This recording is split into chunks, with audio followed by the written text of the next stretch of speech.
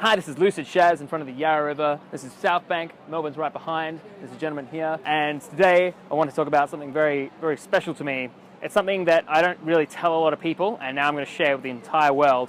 And that is kind of why everyone always thinks that I'm the most easy person to get along with, that I'm always happy, always smiling, and no one ever really has a problem with me. The whole idea, and you probably heard this quote before, and I hope you have, but you probably disregarded it, is just the idea, just smile, agree, and do whatever the fuck you were going to do anyway. So what that essentially means is, when you think about it, it's the reason why you will argue is kind of because it's this egoic thing. Like, someone will come across to you and they'll say something that doesn't fit right with you, and you're like, fuck that guy, or it's quite upsetting, or you feel upset. You'll maybe think about it for a day or 2 days or 3 days, hopefully not a week. Especially if it's a breakup, you'll feel that it's this whole negative thing in your whole body. So when it comes to this kind of thing, it's not really about what you feel. It's about empathy and kind of understanding what someone else really feels. If you're feeling like that, if someone can rub you off the wrong way and you feel like that, imagine if you rub someone else the wrong way, or someone else tells you something that they think is true and you're like, no, you're wrong. I've got to tell you that you're wrong because I am the master of this. That actually doesn't really help anyone. It actually comes from a really insecure place if you think you have to show off everyone. Because everyone always thinks, and this is very interesting, that I find a lot of people are like this, that they're just like, I have to be strong. I have to show that I am, especially with some guys, I have to be alpha male. I have to out-alpha all the other males. Or I have to be in this position of authority because I will succeed.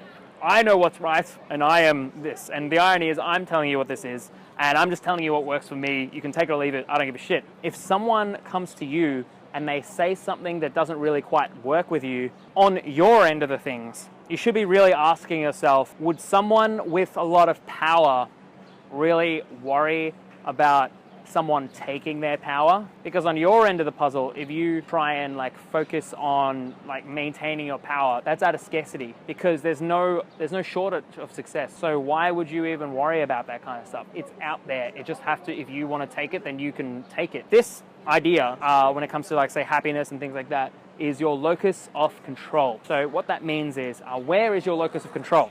Is it internal? Do you take responsibility for everything? Or is it external? Do you think that you have no control in your life and that everything else is out there? So for example, someone with an external locus of control is like, well, I had a car accident because, they're an idiot driver. They hit me.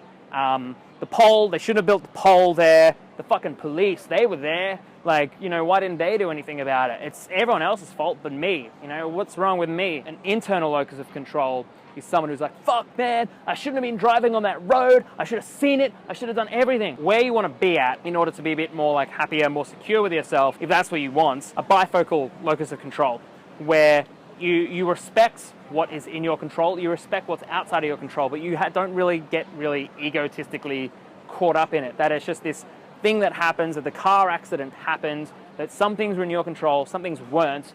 If something was in your control, maybe your tire went out, maybe next time you will have a spare tire, or maybe next time you'll be a bit more conscious about the street rules. You'll never fucking make that mistake again. I hope so. But if you're someone who's so caught up in blaming everyone else, then that's never going to happen. The thing is, coming back to the whole smile and do whatever the fuck you were going to do anyway, when you agree with someone, first of all, when you actually agree with them, this is actually something I got from my mentor. When you actually agree with someone, what that does is that makes them feel like they've understood you. How can you have a conversation with someone that they don't actually feel like they've understood you? For example, if you're someone who's quick to be like, no, but, the word but is horrible because that instantly severs the communication. But someone comes to you and they're like, base jumping is good.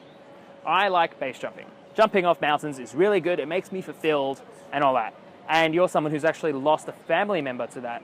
Your immediate response, because your internal feeling and your just neural associations to it, you're just like, no, base jumping is bad. You can die from it. If you actually to care about the person, actually get involved, what you really would do is just be like, well, I agree. I agree how base jumping can be fun. Have you ever thought about how dangerous it could be? That some people might die? And that's immediately a 10 times better way of getting your opinion across.